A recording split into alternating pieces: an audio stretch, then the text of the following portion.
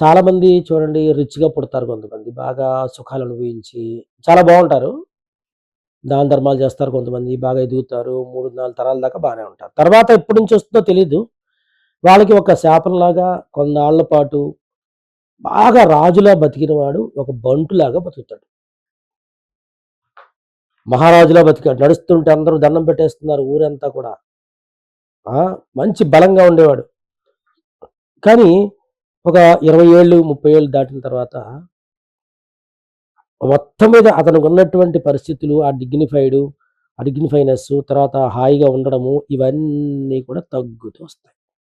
కారణం వాళ్ళ ఇంట్లో ఒక పట్టుదల, ఒక మూర్ఖత్వము ఉండడం వల్ల ఇటువంటి పనులు జరుగుతాయి.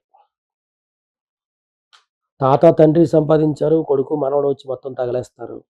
కొడుకు, మనవడు తగలేసారు ఇంకా అక్కడితోటి ఆస్తంతా అయిపోయింది. ఇంకా రోడ్డు మీద కూర్చున్నారు. ఎవరిని అడగలేరు. అలాగని చెప్పేసి అభిమానంతో లోపల కూర్చుంటారు. కుంగిపోతూ ఉంటారు. అనారోగ్యాల పాలవుతారు. చనిపోతూ ఉంటారు.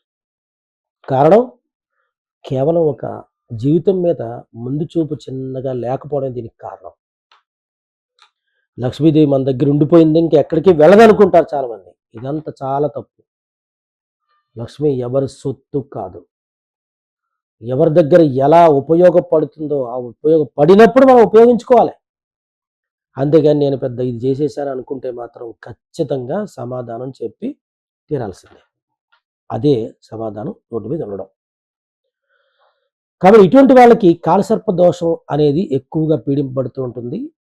అలాగే ఒక మూర్ఖత్వం అంటే ఒక దశ జరిగింది. ఆ దశలో బ్యాడ్ గ్రహం ఇంకా రాలేదన్నమాట. ఆ దశ జరిగినంత కాలం బాగా సుఖాలు అనుభవించారు. ఎప్పుడైతే 8వ స్థానంలో ఉన్న గ్రహం వచ్చేసిందో ఇంకా కష్టాలు అనుభవిస్తారు. ఇవన్నీ మనం జాతకం చూసి ఇంట్లో ఎవరైతే ఉంటారో వాళ్ళందరి జాతకాలు చూసి ఎందుకు ఇలా జరిగిందని మనం తెలుసుకొని ఇక్కడి నుంచి జరగకుండా ఉండాలంటే మనం ఆస్తిని కాపాడుకోవాలన్నా, ఇల్లుని కాపాడుకోవాలన్నా సరే మనం జాతకం చూపించి మనం ఈ యొక్క రెమెడీ చేసుకోవచ్చు. నెంబర్‌కి కాల్ చేసి అపాయింట్మెంట్ బుక్ చేసుకోండి. తర్వాత మనం కలుద్దాం.